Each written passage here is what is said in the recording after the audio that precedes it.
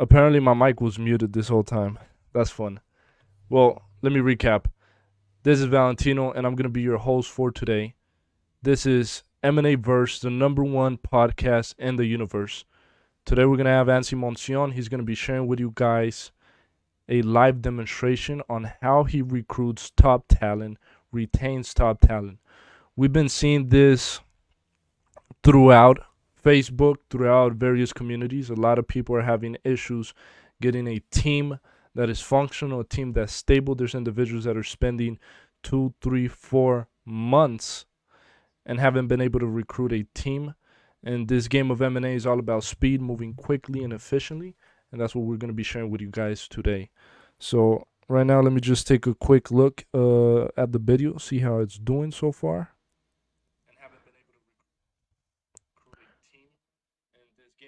All right, everything is looking great. As for the lighting, I'm still working on that. It's gonna get better over the few next videos. But overall, the video quality looks good so far. We got the phone background, we got the microphone, and of course we got the HD camera. So, as for anybody that has questions, comments, please post that below because I'm gonna be able to answer that directly. At the end of the day, it's about providing value to you guys and keeping the community. Now, for those that are not aware, we created a private Facebook Messenger chat. And this is to keep you guys updated on the latest and greatest news and information. And if you want to be a part of that private DM group, that group chat, comment below and I'll be able to add you to that. So it looks like we got about 10 people on. This is going to be a good episode. Let me see what the comments are. Yes, this is being recorded. Ansy, no, they cannot hear you. Let me know when you're ready. All right, now I'm going to pass the screen on to Ansy Moncion. All you, bro. Yes. Okay. First of all, guys, I just want to start off. Oh, can you hear me? I can hear you, bro. All right. I'm on my laptop, so the sound quality is not the best right now. So just bear with me. That being said, yeah, I've been getting a lot of questions about people not being able to build a solid team or retain the team that they have, and that's a major issue that I'm seeing. And I believe the reason why you guys aren't really able to build a team, aside from not really putting the work into it, I don't think you guys really understand what you're doing. Now, I would really love for this to be more of a interactive thing. So, guys, as I'm speaking along, leave a few questions or whatever the case is that you guys have, so that way this is a bit more interactive. I'm not just speaking for a while and you guys are listening, right? Now, let's get to the topic. A lot of people don't really know what they're doing because they don't know what their investment thesis is, which is why I made a post earlier briefly giving you guys a glimpse of what my investment thesis looked like. I hope if you didn't know what an investment thesis is, you just Googled it. Google is your best friend. I always say that with these kind of things, and then you're able to put yours together. But what I posted was something to get you going a bit. So once you understand what your investment thesis is, exactly what you're going to do, it's a bit easier to get people to want to work with you. Because if you're trying to get people to join you, you don't know what you're doing. It's going to be kind of hard to explain it simply. And it's always better to explain things simply. So I just want to say, guys, yeah, exactly, James, exactly. Yeah, get your investment thesis. I'm looking for 10 people to be able to build a high level board of directors or a simple deal team for. But those 10 people, they're not just anybody who's starting out, have no clue what they're doing. At the very bare minimum, you need to have your investment thesis and have an industry that you're going after. with those two things, I'll be able to get in there, do what I do, and then get you a team to get you rolling. On top of that, we'll provide 300 leads to the 10 people that we do decide to pick. So we're just trying to do that before we roll out the 30-day challenge as a case study, just to see if this approach I'm taking here is going to be something that's the most effective for the people that will be joining the challenge. So in advance, I appreciate the volunteers that we have or that we get for the challenge to be able to share their experience. Now, let's get this started. Okay. Assuming you know what your investment thesis is and you have an industry that you're going after, a lot of people, what they would do is they would basically come here and they would search, something like not M&A verse, let's say something like, I don't know, not mergers and acquisitions. Yeah, let's say they would search M&A, right? And a lot of people, they would have this recruiter here. Recruiter, when I started out, was about 129 a month. It's 169 a month now. So a lot of people, what they do is they come to LinkedIn, they click here, and you could kind of narrow it down a bit more, right? And if I were to search this way, I would actually just go straight to where it's industry. Yeah, so I'd go to an industry and click this right here because these are going to be people with relevant deal making experience here. I would even add, you know what? Yeah, that's it. So I would add these two and I would show results. And obviously, it's going to show, people that are in my area, Fort Lauderdale, Miami area, Boca Raton, West Palm Beach area. I'm going to get those. Did someone say, are you sharing your screen? Yes, I am. James, are you able to see it? And No, Valentino, or I'm not able to see your screen, bro. are you serious? Yes. Wait. Okay. Okay, there we go. Got you, bro. Are you able to see it now? Yeah. Okay, so guys, let's let me just go back up a bit. And just below everyone that's on this call, just comment that you're able to see my screen now when you are able to. Yeah, James Eduardo said, okay, now we're good. Khalif said, James said, good. Charlo said, now yes. Okay. Everybody see it? Yep, we're good, bro. Okay, great. So what I was saying earlier, guys, you were not able to see it.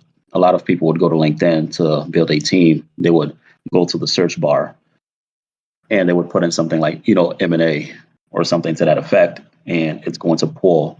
Well, I was saying earlier, if I were to do this way, I would simply come down to industry and select investment banking, venture capital, and private equity because those people are going to have relevant experience that you're looking for as a deal maker. Me personally, I would actually look for, if I was doing it this way, instead of M&A, I would actually look for a CFA, right? And I would, same industries, investment banking, venture capital, private equity, because CFAs, they are higher level when it comes to valuing businesses. They are, kind of bar none. So they're going to have relevant experience valuing the deal, making sure you are using the right valuation metric. Now, just to go back to my previous point, well, a lot of people would search M&A to industries, and they would, try to connect with these people. I would never connect with this individual, by the way. Just a bit too young for me. I look for more senior level individuals with at least 30 years experience or greater. But doing it this way is the old school way. It's that's what's being taught now by a lot of other people. Just go to LinkedIn, read a bunch of bios and send out connections. That's outdated. Now, that being said, I simply do something else. So, you know what? Right here, we're going to go here. So me, I kind of found this out by accident, and you guys are free to use this. By the way, I found this out by accident. The way I do it, I simply go to LinkedIn, I go to jobs. Now, if I want to, I can post a job. Well, these are jobs that I've posted before, and I'm going to walk you through how you would actually. In fact, let me do that right now. So here. So if I started building my team, and the first person I want to go after is my M&A individual, so my M&A director. So I would come here, and I would do a free job posting, and it's going to bring you up to something like this.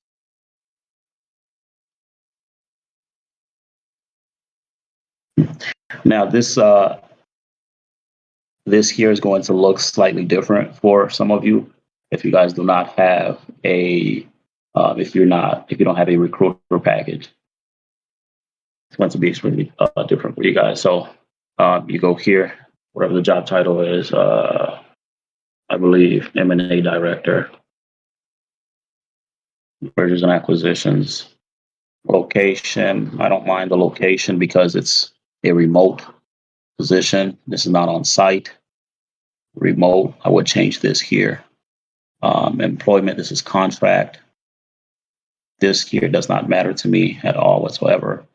Job function, I want to go to, if they have it here. Sure, if not, this is not something that, these aren't really relevant here.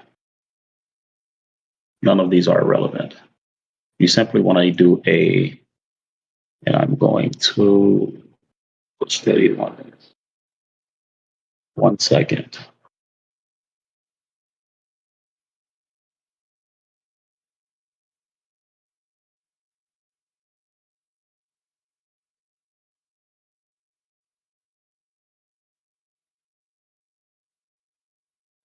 I've posted a number of jobs, as you guys can see. Now, I would simply take one of these postings that I've done. Okay, so I've done this here.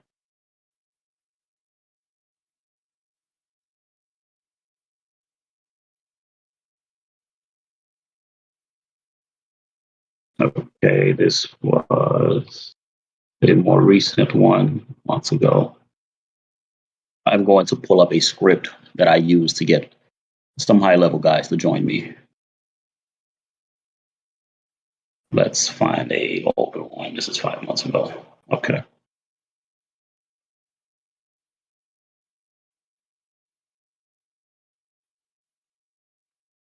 All right.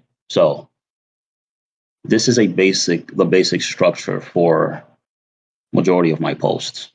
So as you can see here to the right, I got 30 applicants. I spent $16 on this by accident, by the way.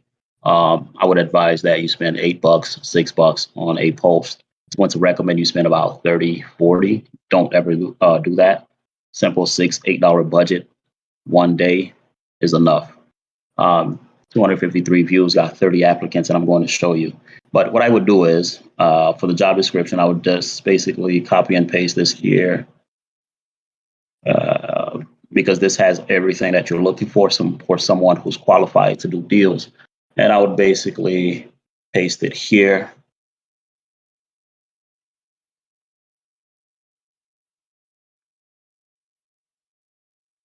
This is exactly how I do my posts. Well, I've used this to build my team. So this is exactly what I do. It'll be over real soon. I know this is painful for you guys. And qualifications.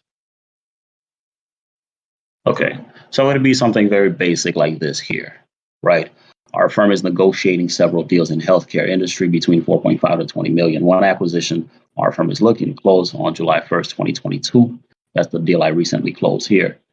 The ideal candidate must have this. Now, again, this is very basic, and I find that having basic structured posts like this does really well. If you want, you can actually go to LinkedIn and click on jobs. I'll actually do it. In fact, well, you know what? I'm already here. I'll do it for you guys just to show you.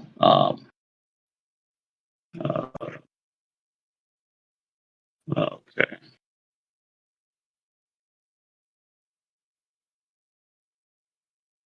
So over here, you can see how other companies structure their mergers and acquisitions postings, and all of them won't be as the exact position that you're looking for, but a lot of these guys, they don't get that many applicants. I think I've gotten more applicants than any company that's ever posted on LinkedIn for some reason. Uh, Even though I'm a startup, and these are they're always larger companies, but for some reason their reach sucks with applicants and stuff like that. Um, Director, based off 17 applicants here. But basically, it's kind of they're asking for a lot. Obviously, they're a bigger company, right? But it's just that having too much in a post, people easily just gloss right over it. Like I said, this is what 17 applicants here, and I have what I think this did like 30 applicants. I'm sorry, not this one. Oops. You know what? Let me just keep going back.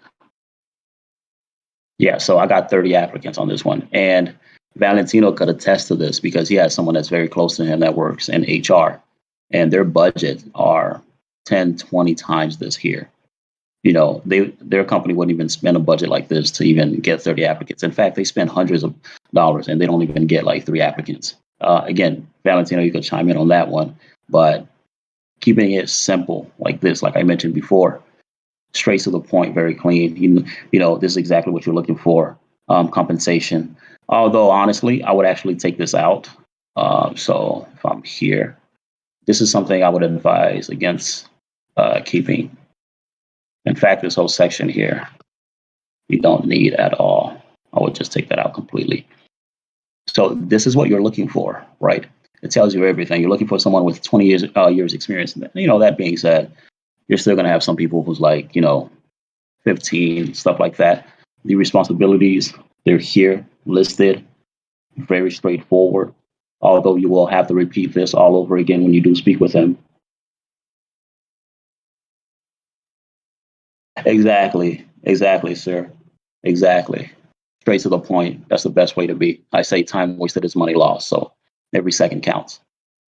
Okay, now qualifications again. CFA, right? In fact, yeah. This is something I kind of caught on to later on. When I noticed the CFAs are the top guys, I was like, you know what? Let me get a CFA. So, complex deal execution. The reason why you want this is because you want someone who's used to doing smaller deals. Just because it says complex doesn't mean it's the largest deal out there. My deal, the way I structured it at the end, became very complex. So you want people who are experienced with, and it's when we're talking about complex, it's also a lot more creative as well. It's not so buttoned up, not buttoned up. I'm sorry, not so cookie cutter. Again, 20 years experience, all of these things. These skills are automatically added here, which is everything you would want your M&A director to have. Um, all of these things. Again, this is going to look different for you because I have recruiter and you may not have recruiter, which is not required to do this at all. Location, whatever. Okay. Oh my God. Sorry guys, I'm used to this being just input by itself. So I would do finance in here. Then industry, I would do mergers and acquisitions. No, private equity.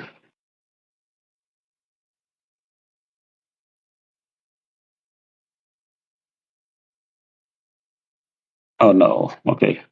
Yeah, again, guys, I'm not typically used to doing all of this. I just had recruiter for the past month or so. Director, that's fine. Director, all right, that's fine. Definitely don't want anyone entry level, that's for sure. What is this? Yeah. Okay, we could use this. And what else am I missing? Project. I didn't want to create a project. Oh my God. Again, you guys will not have to do any of this. This is simply because, okay, you know what? Whoa. Sorry. Okay. Yo, let me chime in real quick. Cheryl said, "Do they make their ads way too complicated and demanding?" Question marks. Your ads are like, "Bring your best, do your best, no BS, get creative" vibe. So Yeah, absolutely. from what I've seen with a lot of HR companies, the way they manage their job posting and why they get so very little people is that their targeting is overwhelming, so to speak. They're when you read their ads, there's just so much to it. It feels like it's only one or two people that could respond to that. The approach we're taking is we're looking for people that meet our criteria, but at the end of the day, it's not just experience that matters. We want to get these guys on the phone. We want to get a feel for them, see how motivated they are to work with us, and how willing they are to do the work. Because that's another part. You can have a guy that's great, but he's not willing to do a work. You have another individual who's also good, but he's ready to work.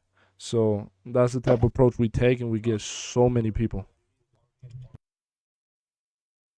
Yeah, great point. So I'm just again, so this is the screen ideally that you want to see. Everything that I just went through, like I have to, reiterate, you will not have to go through that unless you have Recruiter. So this here is basically like there are qualifying questions. What LinkedIn is going to do is when someone fill out your application, it's actually going to rate them if it's a good fit, not a good fit, or I believe like neutral or something like that.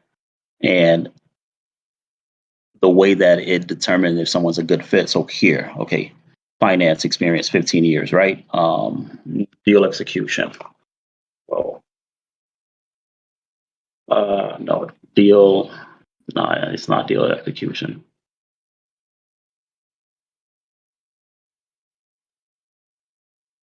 Is it?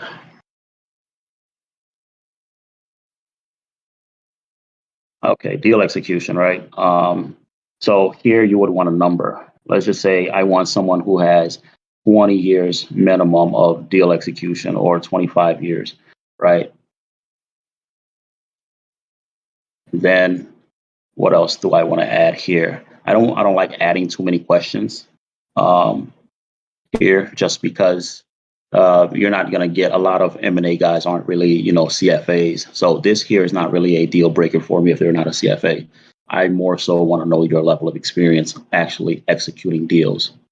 Uh, Now you go here, you're finished. Okay, this is what I was saying, guys. You will not. You could adjust this budget, do a daily budget, and you edit it. Me, Wait, hop I'm in real all there. You see the estimated applicants a month? It says like 65 people for $45. that's wrong. That's We get like 80 people for like $10 in one day.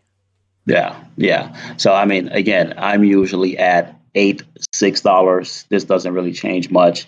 It's in fact me like out of all the postings that I've done, like I said, I've never spent over well at once a daily budget. It's never been over 6 or $8, right? Or you could do it for free. So what LinkedIn, what they do is they give you one job posting for free, the other one you pay for, then they give you one for free. So it's every other you get free. So if I paid for this one, the next one would be free. So I really don't need this, but I'll just show you guys. I hope my team don't see this. Is are you looking for an M&A guy? Okay, yeah, whatever. Save job. Don't care.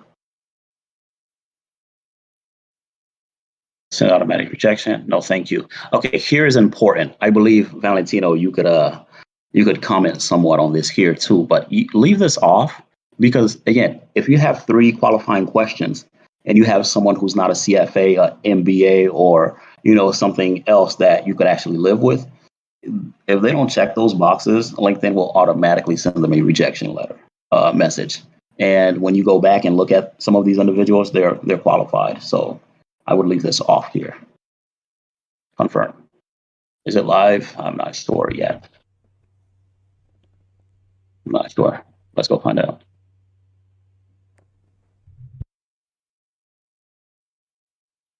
Not yet, I guess. Let's find out if it's live. My jobs.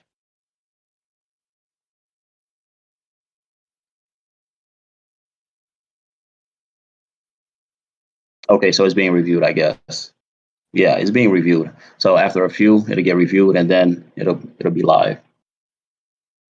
Yeah, that is true. You forgot the review, man. So Yeah, after yeah, I yeah. guess And this is what reviewed. it would look like here. Mhm. Again, like see the way. So um, what you see here now, it's actually not my company's logo. This is another company I have focused on medical devices. This is Blue Horizon Industries. The company I just did the deal with is MD Horizon. That's the holdings company out of Delaware. This is something completely different. I've just been lazy, haven't gotten around to changing things up. But I would suggest that you have something that's looking professional if you're gonna, because you're only doing this with a business page, right? Posting a job. So, have something that looks clean, very simple, not too much going on, right? In fact, guys, I would even take this. This is a paid board member recruitment and equity position. You could take this completely out. I would not advise giving equity to anyone that starts out. You could mention, say, "Hey guys, you'll have an option for founders equity post closing of acquisition." Why? Because we need to see exactly what value you bring to the table. Okay, why'd you do my profile? You want to see exactly what value they bring to the table, and exactly what what else besides, hey, I'm just able to look at some financials or I can introduce you to some people. You want to make sure that the person you're giving equity to is actually someone who is worth the equity that you're giving them. So I would not start out with giving equity at all outright. The thing is, realistically speaking, in mergers and acquisitions, in corporate finance in general, it's very customary to do work, on a pro bono base. So there won't be a stranger to it. Now, this is simply what I wanted to share with you guys. Obviously, it's 9:30, almost 9:40 for me right now. LinkedIn haven't approved it yet, but once LinkedIn approved it, you're gonna see that it's gonna start populating real soon. But what I can do for you guys is actually share, what it would look like. The people that reach out to you.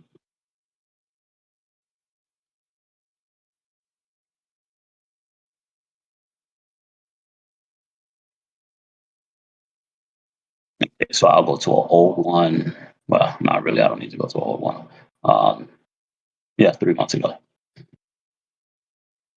So this is the result, and this let me show you. And look, I spent $6 here and had what 508 views, 54 applicants. So if you go here to be able to see the total number of applicants here, see it says 54, but only 52 is displaying. If you simply click not a fit, it will show you people who are LinkedIn, the algorithm deemed to not be a fit. So, but what I'm saying is this is the way I built my team. I had high level people reaching out to me by filling out the application. And the thing is, when you speak with those guys, I said this before, you start out with the most important thing, compensation, right? You start out with the compensation and you let them know this is not a full time opportunity. We're only looking for certain people that, that have things going on, but they have a couple hours for a side project, which is what that would be for them at the time. So you have to let them know, hey, I know this is not going to work for everyone. We're looking for specific people, who are secure or successful in their own right, but have a few hours for a side project. Because all we're asking for is about between 4 hours a week starting out. As we progress, as we get a bit further, as we start looking at more deals, valuing more deals, structuring more deals, I'm going to require a lot more time. And that being said, that's something that we could work with as we get there. But for now, Mr. M&A Director, I only need you to advise me on the structure of these deals, if it makes sense. All the things that an M&A director is going to do. But the most important thing you want to make sure they understand is like you cannot pay them right now. This is not a paid position. They're going to get paid post closing of acquisition. After that, it would be opportunity to get founders equity in the company. A lot of people you're going to see, they're going to tell you that, oh no, I'm fine, I have this going on, I have that going on, and in fact this is something that's right up my alley. Yeah, I have a few more hours I could devote to another project. I could do that right now. So what happens is they're going to want to hear about it, because some people will say, well, tell me about it. I always say, well, no, let me tell you the most important thing: compensation.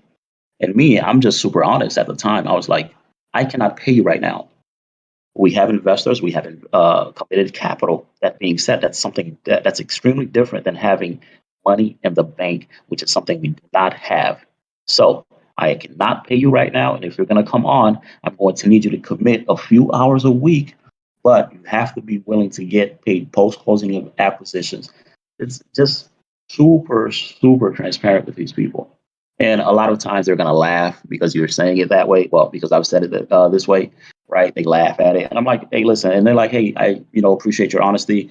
I'm more than okay. I have more than one source of income, so I'm not looking for this to be my sole means of providing for my family. Tell me about the company. Tell me about it." Right? So those are the guys that you want to work with. The guys that are like, "Look, I'm good. Let me hear about this." I like working with startups. Then me, I would usually go into, okay, this is, nothing fancy. We're an investment firm. We're creating a platform in healthcare through acquisition. That just means we want to buy about 30 companies. We have a 5-year investment horizon because we know investors, prefer those kinds of investment horizons, especially being my size of investment. So we have a 5-year investment horizon, and then we're going to sell to a larger medical group. That being said, the IPO is not off the table, right? So I would position it like that, and then they would come on and say, "Well, okay, well, where's the equity coming from? What's the structure? Do you have any targets?" Questions like that, which again you should easily be able to answer. Simply tell them you you have a network of investors. What you've been doing is reaching out to investors, pitching them your idea. But as you know, Mr. M&A director, there's not much to discuss with an investor if I don't have at least an executed LOI between the seller and myself. And they're going to agree with you. They're going to say, well, yeah, you're right. So you don't have this, oh, capital, where is it coming from? I know where it's coming from. Okay. Like, I know where it's coming from. I've been pitching investors, but I can't speak with them because I don't have a deal right now. I mean, I at least need a LOI. Would you agree, Mr. M&A director? Okay. Yeah, you're right. You're right. Okay. So now they're off your back as far as investors go. So this is the thing, though. A lot of these guys that you're going to bring on, they have access to capital. They do deals. They know investors.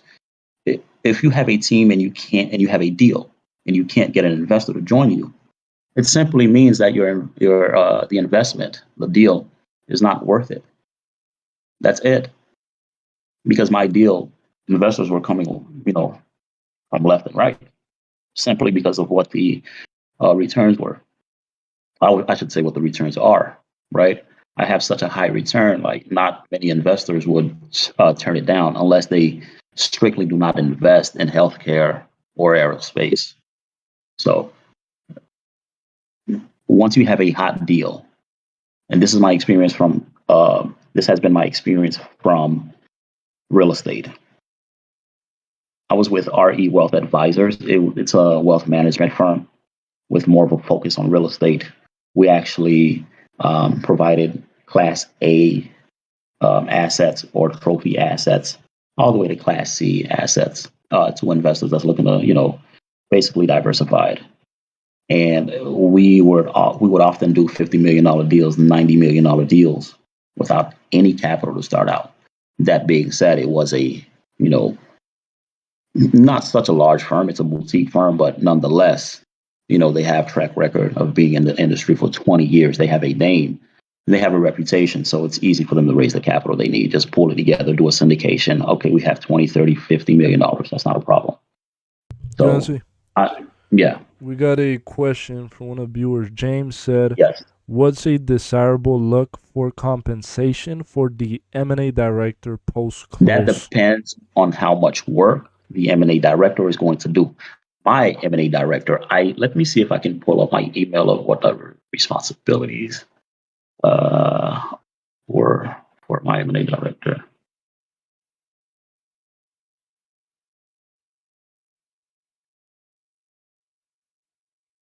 One second, guys. Let's see. No. One second. I'm going to show you guys the responsibilities, what I needed from what I specifically was asking from my M&A director, what he needed to accomplish. Here we are. Let me share this with you guys. I'm going to share my. Uh, One second, guys.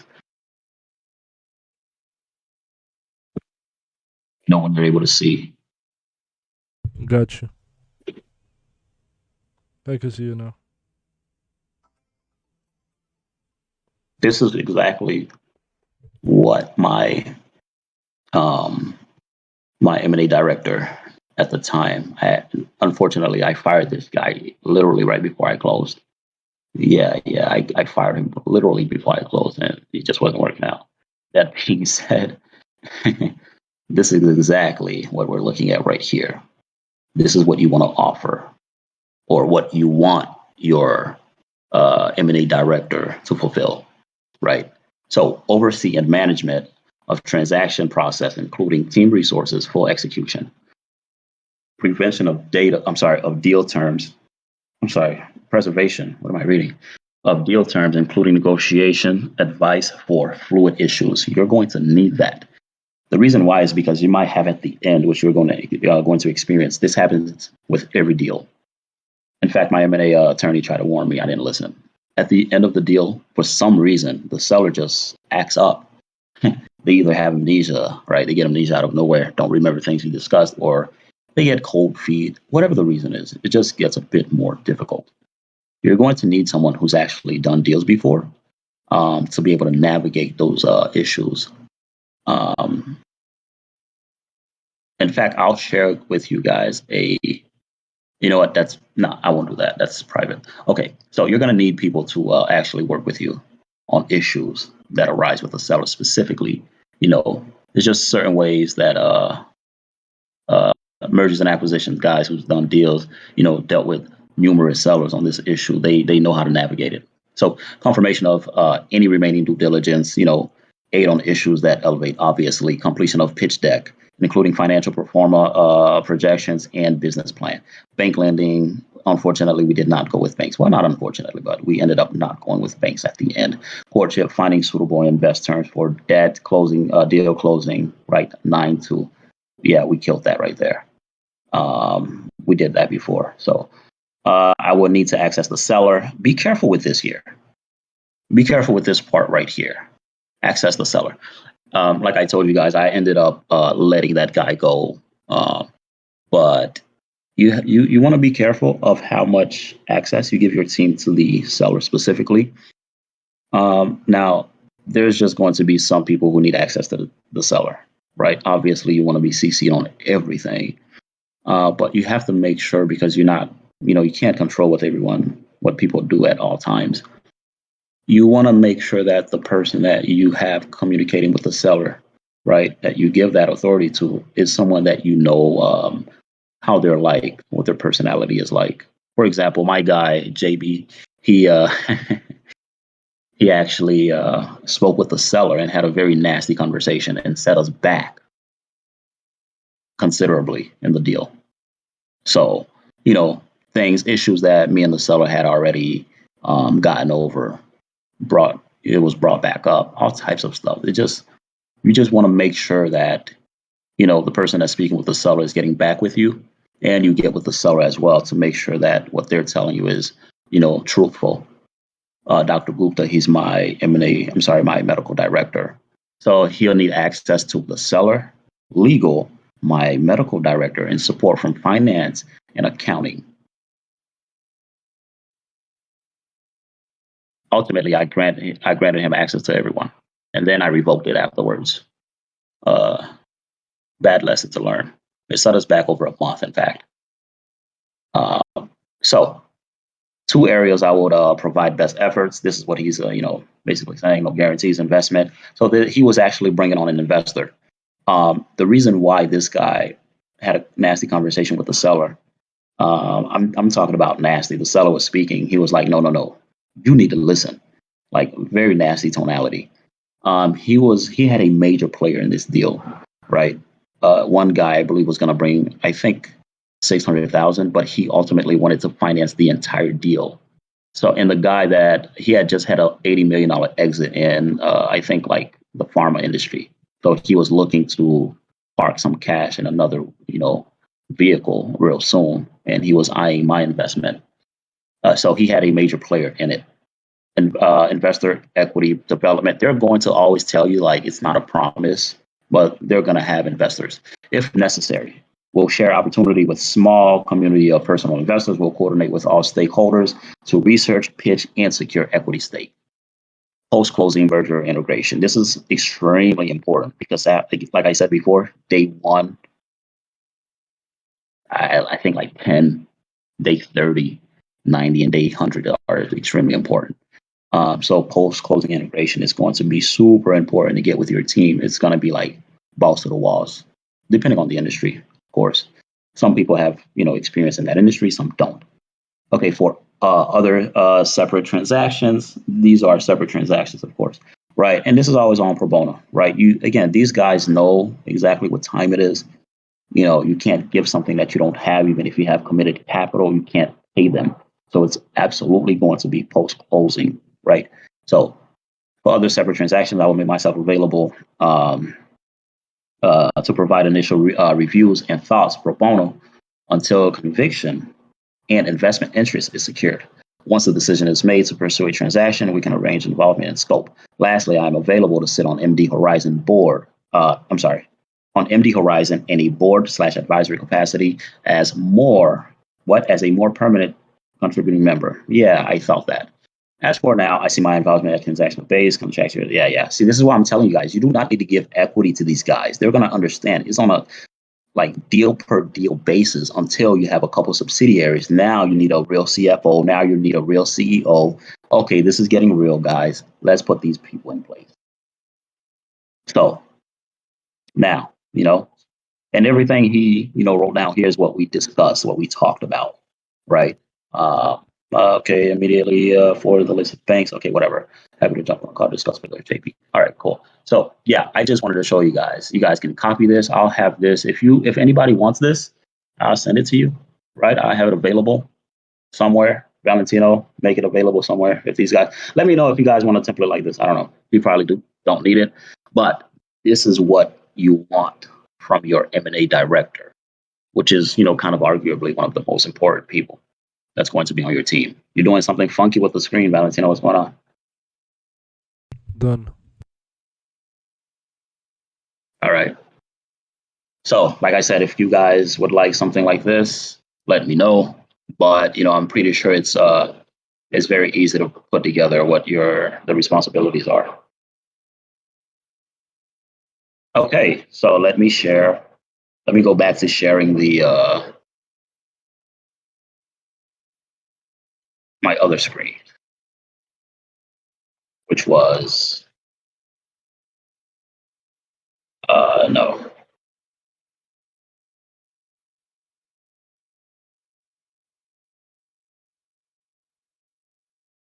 Okay, 1 second, guys.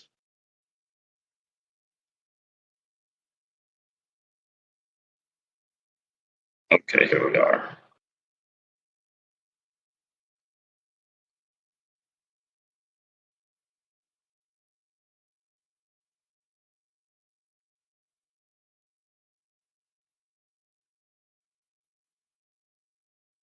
All right, can you hear me?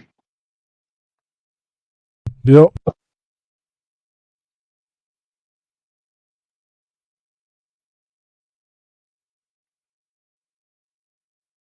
Can you see my screen? Yes.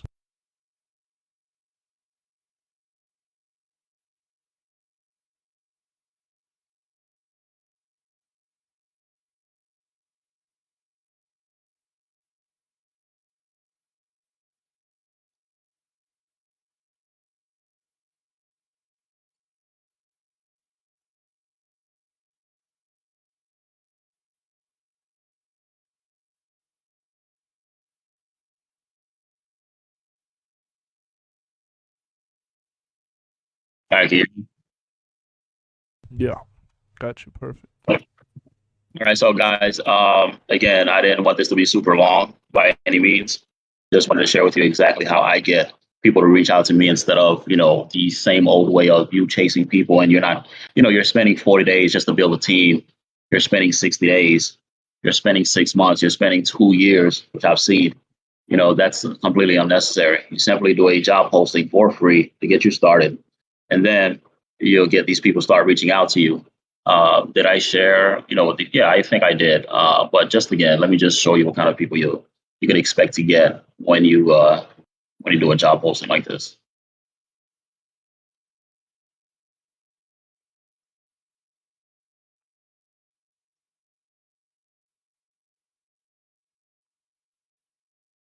Ready, 54.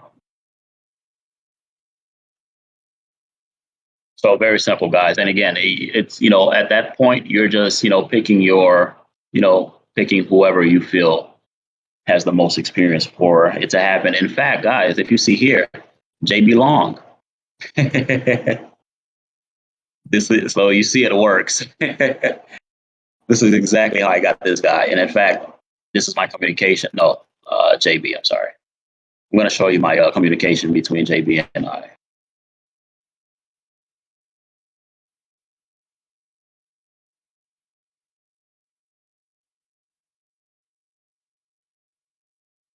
Okay.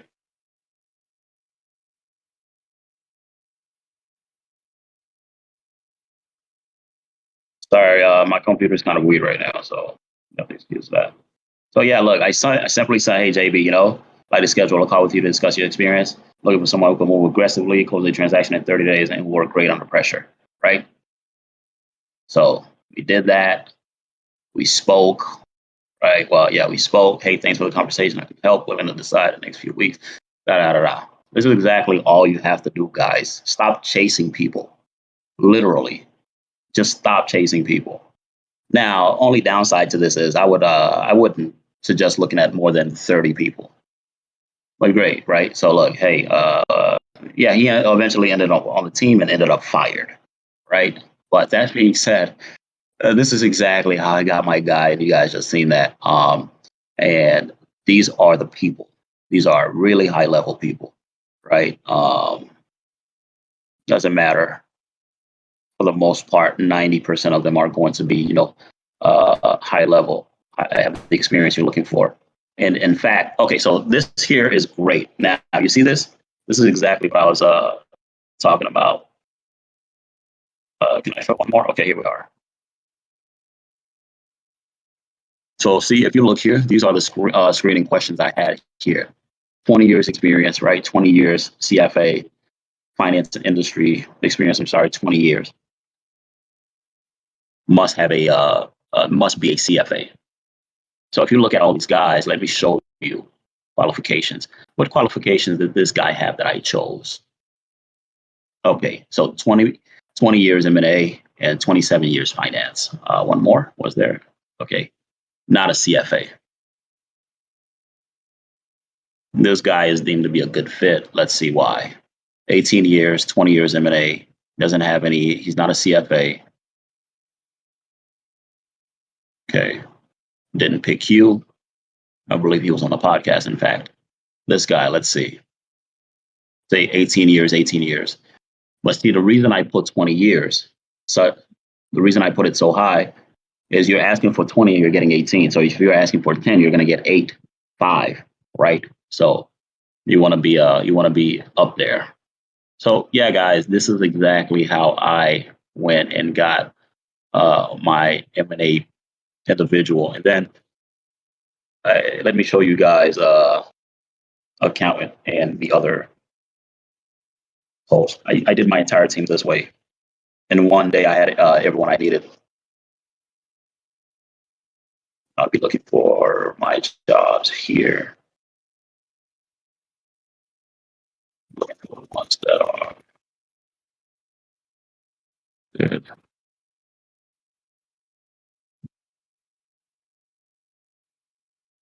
Computer super slow tonight for some reason, guys. Okay, so CFO. Now, the reason why you run a CFO post is because if you do an accountant post, it's going to do horrible for some reason. So you do a CFO post and you put account in there, so people will know you're looking for accounts specifically, not just random CFO with just basic finance experience, but not a CFA. I'm sorry, not a CPA. Okay, what's going on here?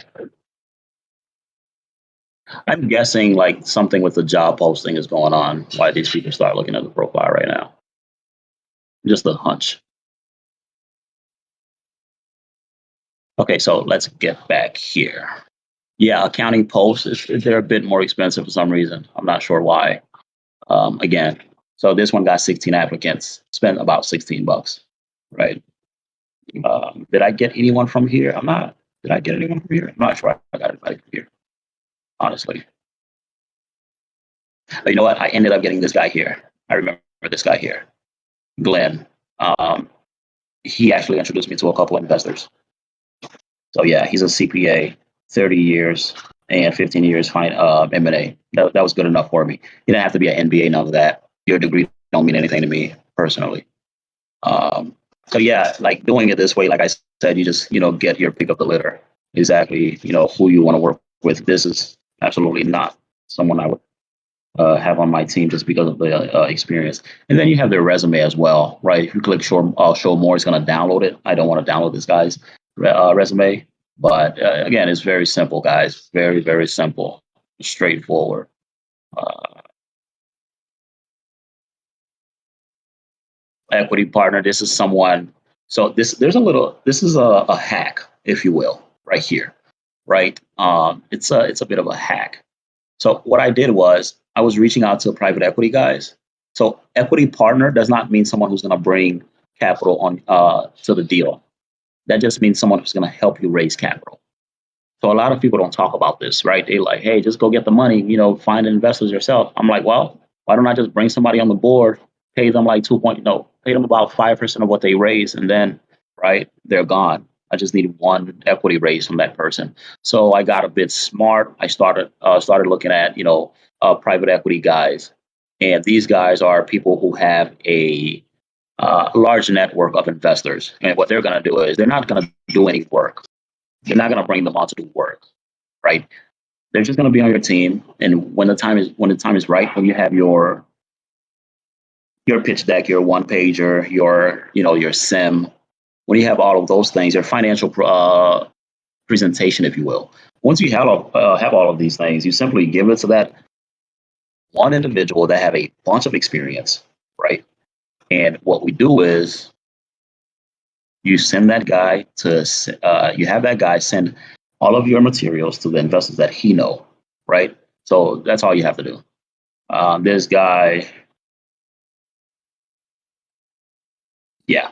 So a lot of people, they will want to speak with you. This guy, 10 years, yes. So very simple here. Did we speak? I don't know if we spoke. Yes, we did. Okay. A lot of these people you're not going to get back to. Like a lot of them, you'll see I didn't get back to. This guy I never reached out to at all. I don't think so. Right. I messaged this guy. But long story short, you're just going to be a bit smarter. Right. You need capital. Bring someone else to raise the capital for you. Right. Someone that's an expert in doing that. And once you have that individual, they would start introducing you to people who have that capital once you have all of your documents in order. Very easy. Well, I'm not going to say easy, but there's ways to getting that, getting introduced to investors. You're not going to be able to pull it off yourself. You absolutely need, a team behind you and having the right people, like, thinking outside the box, bringing somebody like this on, right? An equity partner, give him 5% in what he raised, he raised 5 million, give him 5% of that. He's okay. Right. So that's worth his time, his or her. But yeah, this is exactly how I did my entire team this way here. Where are we? Yeah, guys, feel free to comment questions. Basically about the wrap up here. Right. But yeah, this is exactly how I did it. Medical biller. I'm not sure why this happened here. I have no clue. But that happened a couple. This happened to another post I had. It was permanently removed. I'm like, yeah, sure. I'll just create another one. So, Yeah, as you can see, I've done quite a few posts on LinkedIn. This is how I got my medical director here. I had another post for medical director, I believe. I mean, even interns, right? Private investor. I'm not sure I got. Yeah, yeah. You don't get private investors on LinkedIn like this. I promise you. So yeah, this you guys can see these are a lot of the post investment banker director. So whatever individual you need to fill, you basically come here, do the job posting, do the free one, then do another one for $6, $8. You I mean, Ansy. it's not going to kill you. Yeah. One guy asked, "How long do you expect this could take? 2 to 3 weeks?" Question mark. I will. Or for what specifically? I assume building the team through this method. No. 7 days, and in fact, to be realistic with you, okay. So when I speak with someone, they would say I give them all the information, and they would say, "Yes, I'm interested." Great. I say, "Hey, look, real quick, Tom. I don't have the kind of time for you to take a week and come back to me just to tell me you're not interested. This is not going to work out for you. What I need you to tell me is I'm looking for someone to tell me yes right now. That means if you're ready, if you're interested, I need you to come on board right now. The next steps, I'm going to send you an NDA. After the NDA, you're going to gain access to our data room. Once you're in the data room, look over all the documents, and then I'm going to get back with you, in about 48 hours or so. Or if it's a Friday, I'll get with you Monday, or I'll get with you Tuesday. Give you some time to look at the data room, and then we'll have a discussion on what I need you to do. Does that sound good, Jim? Does that sound good, John? Right? Yes. Okay, great. So like these people, you have to understand, they're going to move at your pace. If they're like, hey, look, I need let me think about this. You're not the guy. I'm sorry. You're not the guy. Why would you waste your time on one guy like when you have all these other options? So in fact, this takes me max 7 days to clear 18. 7 days, because you can run these simultaneously. You can have all of these running at the same time. Literally, you're just gonna spend money on this one. You're not gonna spend money on this one. You're gonna spend money, every other. I mean, again, you're gonna spend about 6, 12, 18 bucks, right? You get three free, you pay for three. You don't need six people really. You need a M&A director, someone who do deals, execution, right? Not only execution, but lead. That's extremely important. You have to make sure your M&A guy is someone that knows how to lead. All right. Not every M&A guy is a great leader. That's extremely important. I lost a lot of time because of that. So your M&A guy, make sure he understands he's going to lead the acquisition from start to finish. Right. So he shouldn't be coming to you asking you, hey, what do we need to do? He should be saying, hey, look, this is what we need to do. We need to put together a one pager because we need to start advertising this deal in our strategy to investors. What do you have? And candidly speaking, you shouldn't be the one that's putting that one page together. Let me show you guys my one pager, in fact, what my one pager looks like. My computer is super slow for some reason tonight, guys. But it's 7 days, okay? 7 days.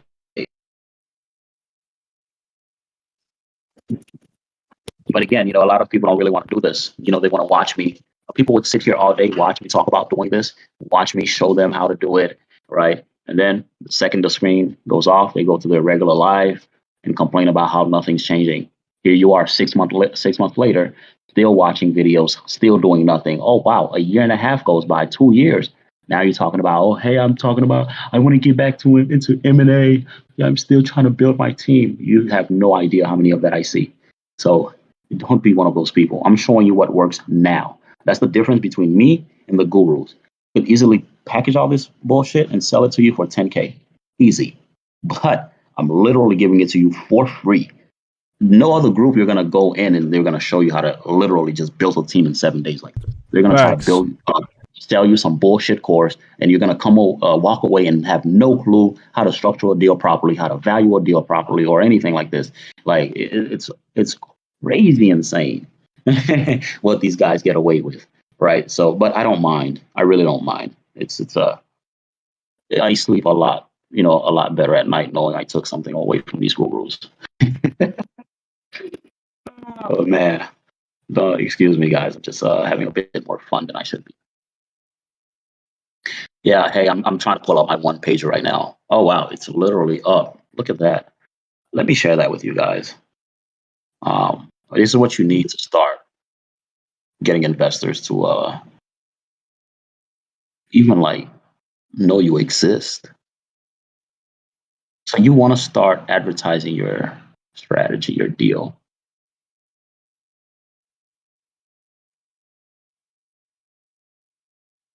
By the way, I can't see the comments right now, guys. So Valentino, I'm relying on you to let me know what's going on with that. I'll let you know. None so far. Cool. This is my one pager, guys. Like I told you, what you saw on LinkedIn is not the logo. This is my MD Horizon logo. So, all right, I'm not going to get into all that right now. Okay, this is a simple one pager. It's self explanatory, but it's per deal basis.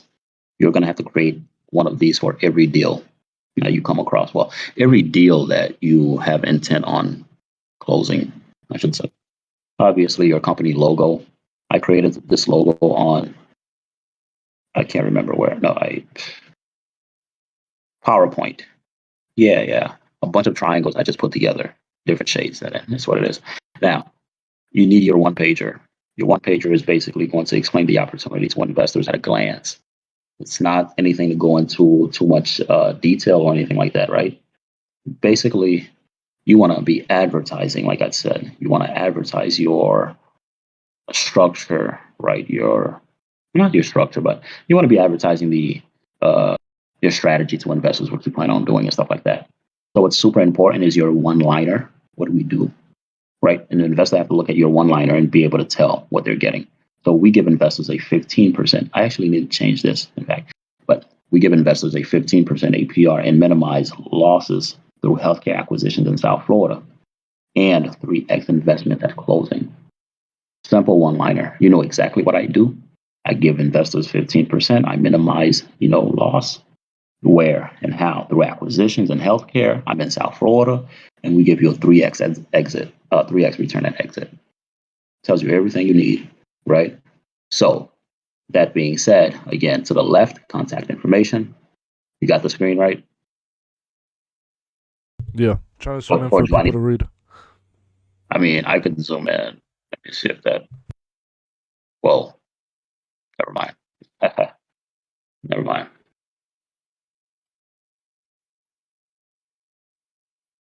Okay, so let's go ahead and get on with it. To the left, relevant information, because the investor that sees, so your capital raising guy is going to send this off to investors, and investors need someone to contact. You have to be the point of contact, or whoever you so choose to. This is weird. I don't know why this is here. Okay. Anyway, right information and financial information.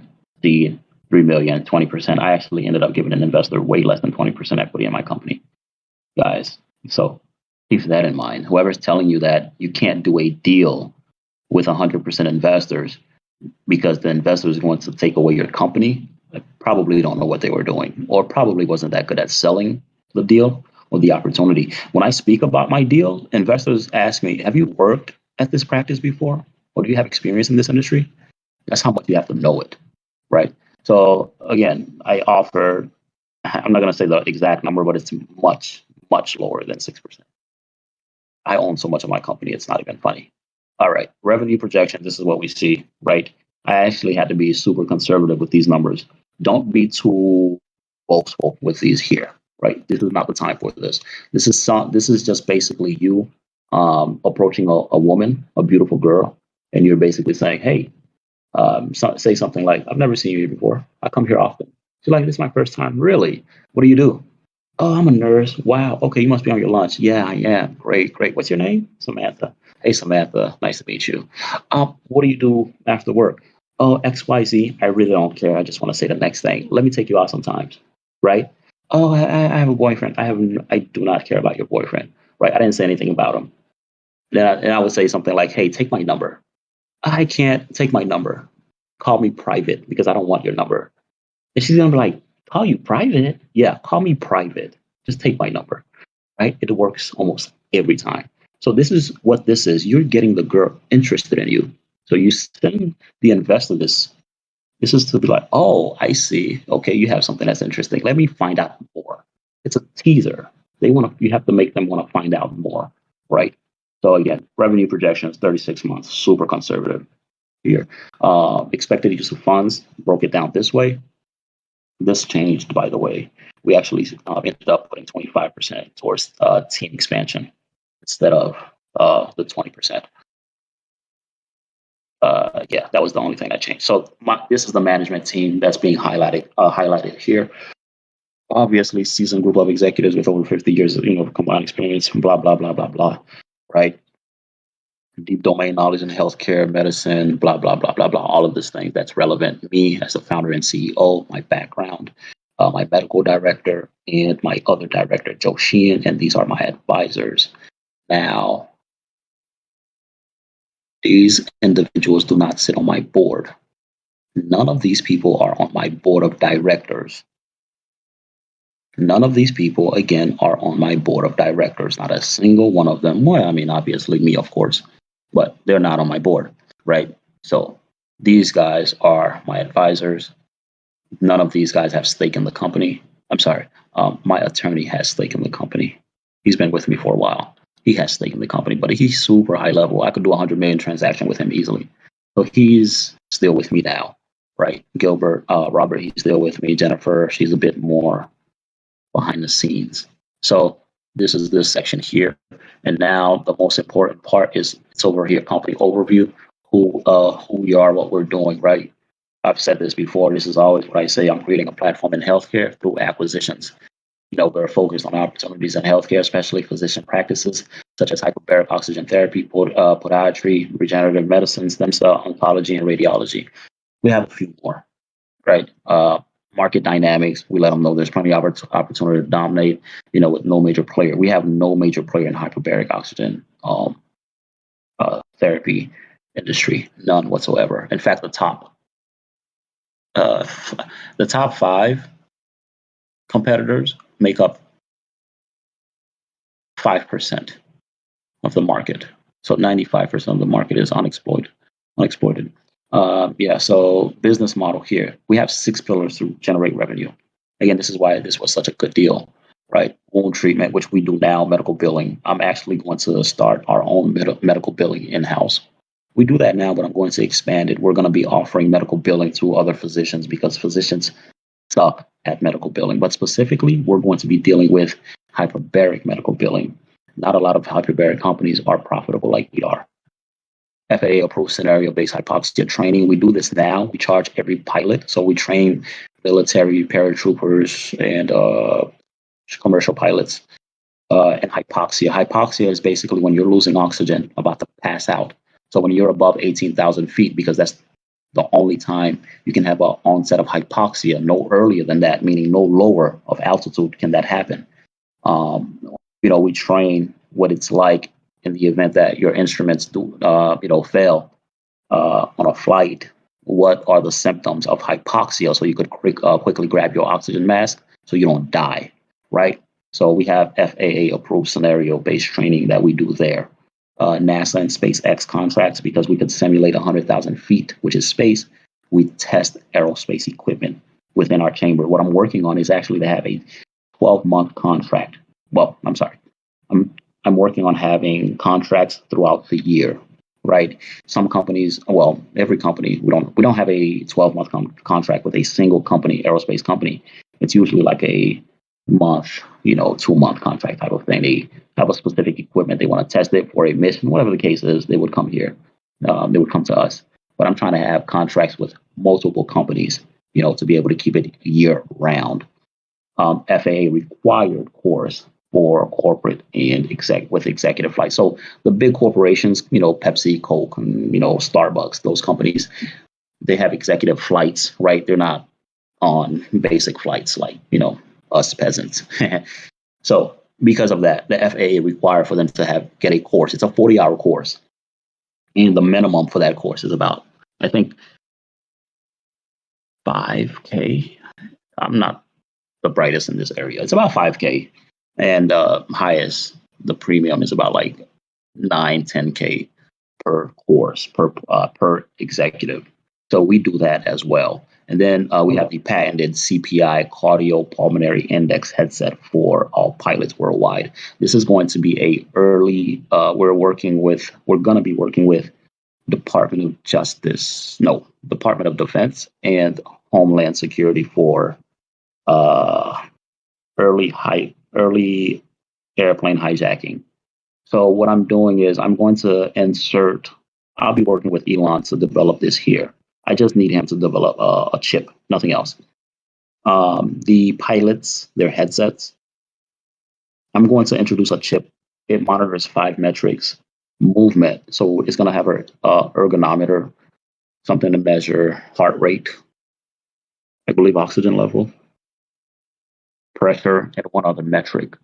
This is patented, so I'm not worried about discussing this at all. So once the pilot have it on, it's going to be to the temple, right? Because you have better vital signs, you get better readings, the human body, whatever. It's going to be something that's non-intrusive or obtrusive. The pilot won't even know it's there. Basically, what's happening is we've trained over 7,000 pilots, and we have data. We know what a pilot should be like when they're stationary in their seat, right, during a normal flight.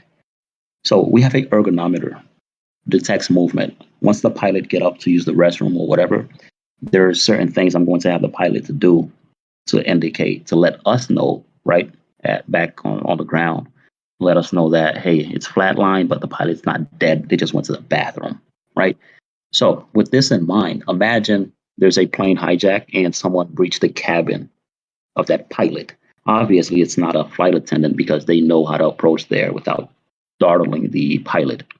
So, the FAA is monitoring these flights, this one flight, and for some reason we have a pilot or two pilots. I'm sorry, one pilot heart rate is abnormal, but there's no cabin pressure loss. There's no onset of hypoxia, but his heart rate is through the roof, right? But he's not losing oxygen. And then we're seeing, crazy movement with the headset. And we get confirmation with the second pilot, same thing's happening. And after a while, we see it flatline and we detect different heartbeats from the headset. Remember, we have data. So we detect that there's a different heartbeat that's piloting the plane. We can pretty much, there's a lot more that goes into it, but on the surface level, this is what I'm developing right now. But you can pretty much almost guarantee you that plane has been hijacked. Like I said, there are protocols. If a pilot take off the headset, they have to, follow protocol to let us know why did it flatline. Oh, I'm just using the restroom or whatever the case is. So the heart rate is an indication something's going wrong. But if the heart rate has spiked, it's only one pilot. That's more of a medical condition. So I was going after a medical condition to, basically early onset of, medical conditions that can happen in pilots, right? But the more we developed it, the more we found out, hey, Department of Defense is going to have an interest in this because we're actually going to replace all of the headsets that the pilots have now. Once we have, working models, I have a prototype now, very rudimentary. But once we have a physical working product or model of these headsets, we're going to actually start, working with Bose because they're the number one manufacturers of headsets, and Lightspeed, which is their competitor, they're the number two manufacturers of headsets for pilots in the world, right? So we're going to be working with those companies. I'm going to actually go after Lightspeed because they would want something to be number one, and they would pay us a lot more. I'm not sure if I'm going to sell this technology, right? If I do, I would retain royalties in perpetuity, 5%. I don't care. I mean, I'm going to make every other pilot headset in the military or commercial obsolete because of this feature here. So the seller is the one who came up with this, and I'm the one who's going to bring it to market. So we've been working on this diligently for a while now. This is going to be $1 billion project once it's finished in itself. I'm actually going to put this into a separate company. I've been talking to my team about doing this. Now, that's the business model. Market opportunities, right? IBIS World Report, obviously, right? Physician practices, just basic stats, the growth, stuff like that, right? What you would, this is what you would get to strengthen your investment thesis, by the way. Marketing strategy, again, multi-channel leverages our referral network. It's a huge network we have of referrals. We educate. Again, it's called roundups. I discussed this on another call. This is why we're having someone, 5 days a week, go to the hospital, speak with surgeons, educate them, so we can bolster referrals. Value proposition here. When value exceeds offer, price is no longer an issue. Just you want to have these little lines for investors to read. Strategically located asset near Kennedy Space Center, the most advanced type of specific training of its kind within the industry today. This is why we have a patent on it. They're still doing hypoxia training the way they did it in World War II. Literally, you sit in a tank, they deprive you of oxygen before you pass out, and you play patty cake and you try to, stay within the lines of a coloring book. No joke. You can Google this right now. So we have the most advanced way of doing training in the world, and it's patented. The largest hyperbaric and hypobaric high altitude oxygen chamber in the U.S. Like I said before, NASA can fit inside of ours. Duke University can fit inside of ours. In fact, anywhere else can fit inside of ours. Market research factoids, right? Nuclear saturation. In fact, hyperbaric technology is just rising. It's in its infancy. Again, according to IBIS report, there's BS here I really don't care about, right? This is just for the investor. Top 5 largest industry right here only make up 5% of the market. So it's super fragmented. Competition. There are some guys out in Texas that's our competition, but they do not have the most advanced training like we do. In fact, we have over half a dozen companies that only want to train at our facility for high altitude training. So again, when choices are clear, decisions are easy. Warren Buffett. Okay, so now my mission statement. This has changed quite a bit. This is more geared towards the Blue Horizon Industries, not MD Horizon. Okay, our mission, our philosophy, right? I believe human health and medical technology should have the most innovation of all industries, We'll blur the line between magic and technology. We'll blur the lines between medical technology and magic. The two will be indistinguishable, right? So this is basically it, our mission. So this is what you want to have to start getting investors, interested. So when you get your team, you form your team, you can start having discussions like this. Say, hey, look, I want to put together a one-pager, but you need a deal first.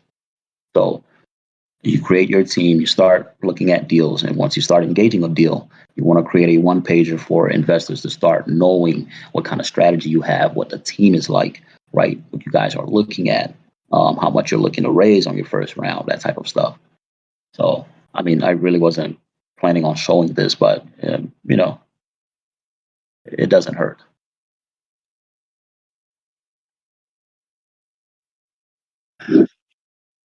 Yeah, that would be it for my sharing screen. But again, just the basic, going back to overview of this. Creating your team is fairly easy. You can get this done in 7 days if you really want to do it. But the thing is, once you create a team, you have to be held accountable, right? You have to actually do what it takes to maintain that team. You have to put in the work, and a lot of people really aren't willing to put in the work. Even the people on this live now, you really aren't willing to put in the work. Even if I show you, I can give you everything for free, and people still wouldn't do it.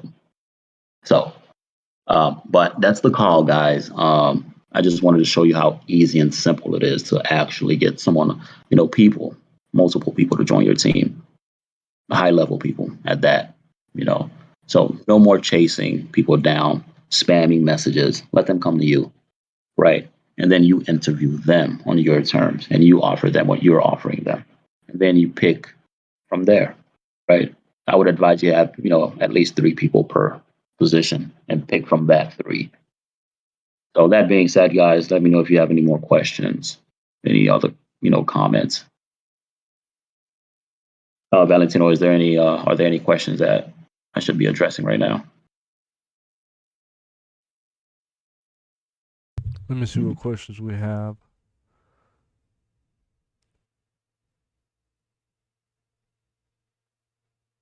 Cheryl says, so you can monitor posts through the jawline? ? Be more specific. The headset. Oh, the headset. Yeah. I can monitor what? The post through the jawline. Yes, absolutely. No, the temple. It's going to be right next to your eye, your temple. Right there. He also you get better readings in your temporal than anywhere else. he also said good security feature as many private jets do not have a door separating passengers from pilots like large passenger jets do. And then he also said license out the tech to Garmin and integrate into their panels for Yeah, GA we have a pilots. Garmin 3000. Yeah, we use a Garmin 3000 unit for our simulation. So we'll speak with Garmin. We'll speak with them for sure. But again, this is imagine some of the flights that went missing, Malaysia flights, stuff like that. Instead of like they still don't know what happened. I believe I'm not sure, but instead of waiting to find the black box in the sea somewhere, maybe many months later, as it's happening, something's wrong right then and there. Something is wrong, right? So that's extremely valuable, which is why we're going to be working with Department of Defense and Homeland Security with this. I didn't see this coming, in fact. So, but nonetheless, it's a good thing that it did happen. Great. I mean, I feel like we've touched all the basis points for building a team. There's nothing much more to it. No, there's not. I mean, don't need to overcomplicate it at all. At all. So hey, look, guys. With that being said, um, I'm looking now. I see there's no real any more questions on my end. I really want to wrap it up, right? But let me know what any more remarks, Valentino, before we close out. Yeah, I'll just close it out.